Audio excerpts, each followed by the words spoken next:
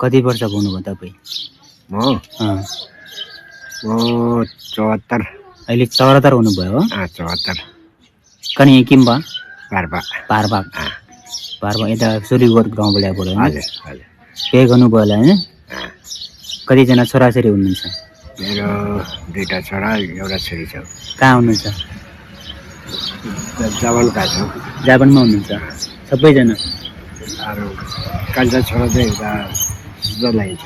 हजुर स्विजरल्यान्ड स्विजरल्यान्डमा हुनुहुन्छ अनि एउटा छोरा जापानमा हुनुहुन्छ।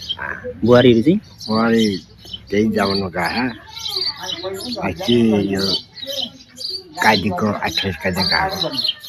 अहिले चाहिँ घरमा चाहिँ तपाईँ र? घरमा आमा र छोरी मात्रै छ घरमा त।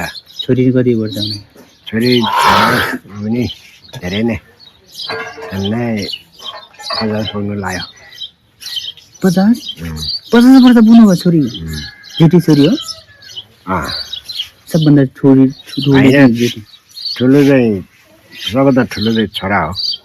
कति वर्ष हो? 50 वर्ष।